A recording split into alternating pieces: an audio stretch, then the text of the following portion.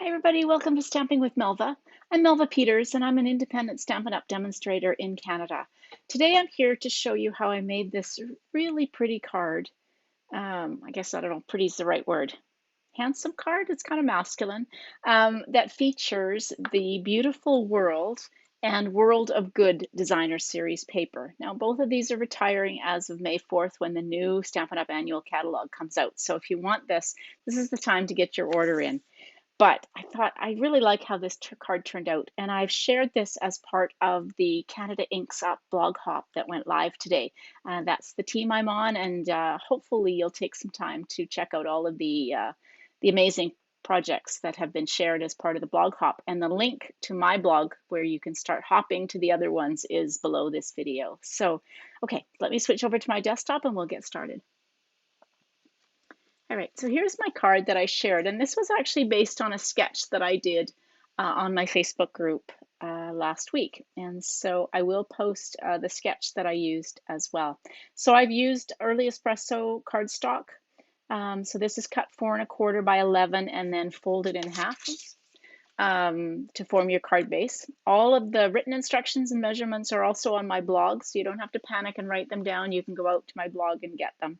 So 4 1/4 by 11, scored in half and folded in half to make your card base. My piece of designer series paper, oops, I can bring in my supplies. And I'm using a little bit different paper on this card that I'm going to show you in this video because I am almost at the end of all of my designer series paper. So this piece is cut 4 inches by 5 1/4. Then I've got a piece of Early Espresso that is cut 1 3/4 by 5 1/4. That's that piece. And then my piece of basic white. You could use Very Vanilla if you wanted to as well, whatever coordinates with your designer series paper. And this is cut 1 1/2 by 5 1/4. I've got Early Espresso. This is 1 3/4 inch square, and then basic white 1 1/2 inch. Pretty sure that's 1 1/2. Yeah, 1 1/2 inch square. So those are the pieces that I've used on my card, and then I'm using Early Espresso and Crumb Cake as my colors. Okay, and then this is the stamp set. So this is the Beautiful World stamp set, and it is lovely. There are coordinating dies with it that you can cut out these the globes and also a globe stand. But for this, I'm going to use the sentiment, the feather, plume, quill. I think it's called a quill. And the little ink pot. Okay, so what I did first was take my piece of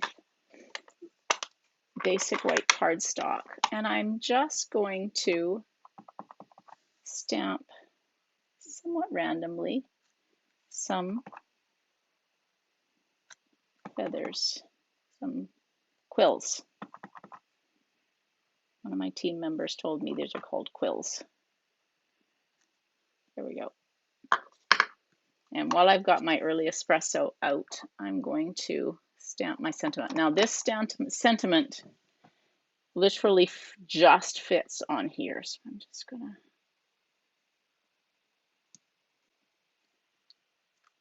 there, see, it just barely fits onto that 1 1/2 inch square. And then with my crumb cake,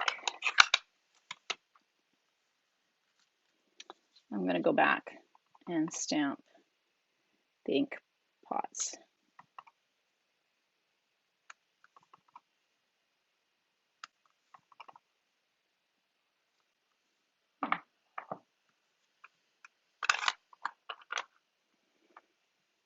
All right, so that's my stamping done.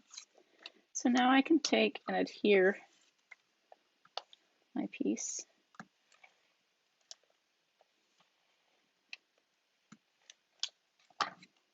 Of basic white, and I'm just gonna line it to the top.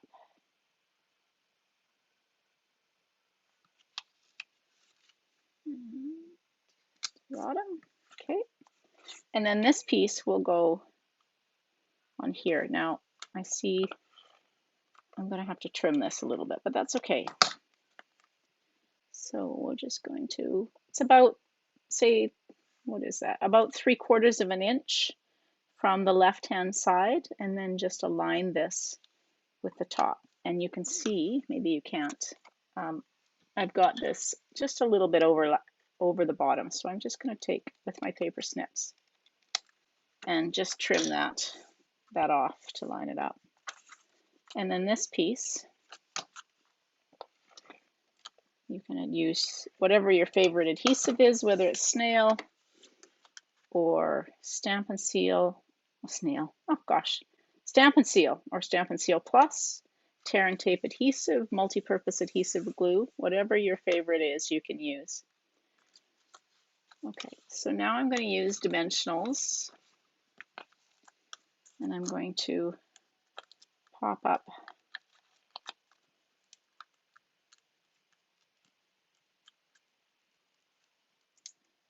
my sentiment onto this mat. Oh, that's 1 3/4 inch square. And you can put this wherever you want. This is really kind of a cool sketch because now my stamping is obviously up and down, but if you stamped and had a card space that was 5.5 by 8.5 that opened landscape, you could stamp it, have it going horizontally and put this here or here. Or you could trim this down to be the width of your card, in this case 4 1/4, and have it going across here. Lots of options with this sketch, which is why I really like this layout.